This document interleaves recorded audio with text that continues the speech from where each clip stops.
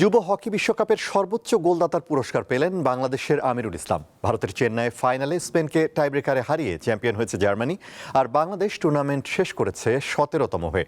বাংলাদেশের ডিফেন্ডার আমিরুল ইসলাম 6 ম্যাচে সর্বোচ্চ 18 গোল করেন, এর মধ্যে 5টি হ্যাটট্রিক ও 4 ম্যাচে সেরা হয়েছেন। তাই বাংলাদেশের জন্য শুধু ফাইনাল দর্শন হলেও আমিরুলের জন্য ছিল বিশেষ স্বীকৃতি। চ্যাম্পিয়ন রানার্স আপ দলের ট্রফির পাশাপাশি টুর্নামেন্টের সর্বোচ্চ গোলদাতাকে পুরস্কার দিয়েছে ফেডারেশন অব ইন্টারন্যাশনাল হকি। আমিরুল সর্বোচ্চ গোলদাতার পুরস্কার হিসেবে $2000 পেয়েছেন।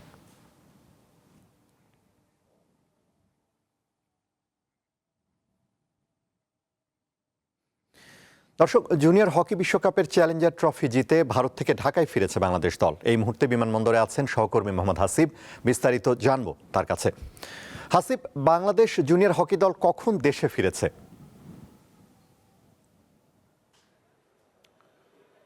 আনোয়ার 5টা 5-এ তারা বাংলাদেশে ব্যাক করেছে, এসে পৌঁছেছে বলা যায়। ভিতরে আনুষ্ঠানিকতা চলছে, কিছুক্ষণ পরে খেলোয়াড়রা বের হবেন। এই হকিতে আসলে যেটা হয় যে আমরা আমাদের জাতীয় দলেরও আমাদের মাঠে কোনো খেলা দেখি না। আমরা কিছুদিন আগে বাংলাদেশ দল 3টা ম্যাচ খেলেছে পাকিস্তানের সঙ্গে, অনেক দিন পর পর খেলা হয়। এবং যুব বিশ্বকাপে এই যে দলটা গিয়েছে সেখানে বাংলাদেশের যে পারফরমেন্স, যদিও বিশ্বকাপের মূল আসর থেকে আসলে ভালো মূল আসরের ম্যাচগুলোতে ভালো করতে না পারার কারণে পরবর্তীতে চ্যালেঞ্জ কাপে অংশ নেয়। সেখানে কিন্তু বাংলাদেশ অস্ট্রেলিয়াকে 5-4 গোলে হারিয়ে 17তম স্থান তা অর্জন করে। এবং আমিরুলের কথাটা, যার কথাটা না বললেই নয়, 5টা হ্যাট্রিক সহ 18টি গোল করেছে এই যুব বিশ্বকাপের এই জুনিয়র হকি প্লেয়ার। সব কিছু মিলে যদি বলি যে এই সফরটা আসলে বাংলাদেশ হকির জন্য নতুন একটা জাগরণ বলা যায়, পারফরমেন্সটা বিশেষ করে। যেখানে হকিতে নিয়মিত খেলা দেখি না, লিগ হয় না, কোনো টুর্নামেন্ট বা ইন্টারন্যাশনাল কোনো ম্যাচ আমরা দেখি না। প্লেয়ারদের আসলে কিভাবে তারা প্রিপারেশন রাখছে একমাত্র বিকেএসপি কিংবা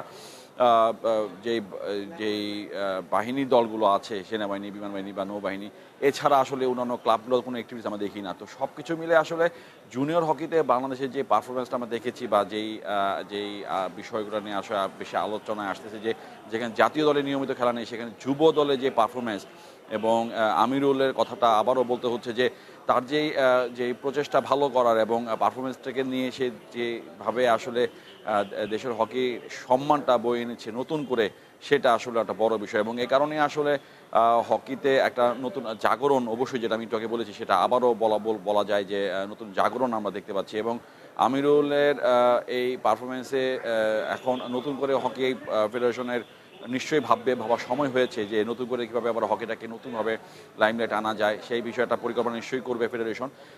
একটু যদি বলি, আমি বিমানবন্দরে তারা একটু শুরুতে যেটা বলেছিলাম যে টিম ল্যান্ড করেছে, ভিতরে আনুষ্ঠানিকতা চলছে, কিছুক্ষণ পরে বের হয়ে যাবে।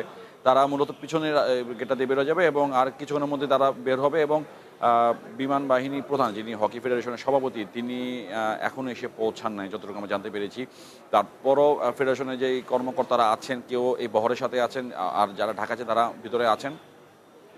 এবং আর তাদের জন্য কোনো পুরস্কার প্রাপ্তি বা অর্থ পুরস্কার বা অন্য কোনো পুরস্কার থাকবে কিনা বা বোনাস থাকবে কিনা, সেটা আসলে বিমান বাহিনীর প্রধান আশা করি আমরা জানতে পারবো। তো সব কিছু মিলে বলা যায় যে হকিতে নতুনভাবে জাগরণের যে একটা সময় এসেছে, সেটা আসলে যুব বিশ্বকাপের এই পারফরমেন্সের পর থেকেই বলা যায়। আনোয়ারুল। হাসিব, আপনাকে ধন্যবাদ। বিমানবন্দর থেকে জানাচ্ছিলেন সহকর্মী মোহাম্মদ হাসিব। 5 ম্যাচ সিরিজের শেষ টি-20তে কাল পাকিস্তান অনূর্ধ্ব-19 দলের মুখোমুখি হবে বাংলাদেশ অনূর্ধ্ব-19 দল। কক্সবাজার আন্তর্জাতিক ক্রিকেট স্টেডিয়ামে ম্যাচটি শুরু হবে দুপুর 1:30 স্বাগতিকদের সামনে সুযোগ ছিল 1 ম্যাচ হাতে রেখে সিরিজ নিশ্চিত করার, তবে চতুর্থ ম্যাচে হেরে সে সুযোগ হাতছাড়া করে বাংলাদেশ। আর পিছিয়ে থাকা পাকিস্তান জয় তুলে নিয়ে সিরিজে ফেরে।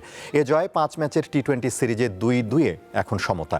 তাই আগামীকালের শেষ ম্যাচটি পরিণত হয়েছে অলিখিত ফাইনালে।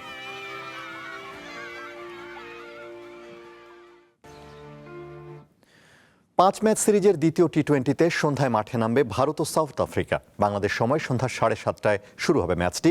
প্রথম ম্যাচে 101 রানের বড় ব্যবধানে জিতে সিরিজে এগিয়ে আছে স্বাগতিক ভারত।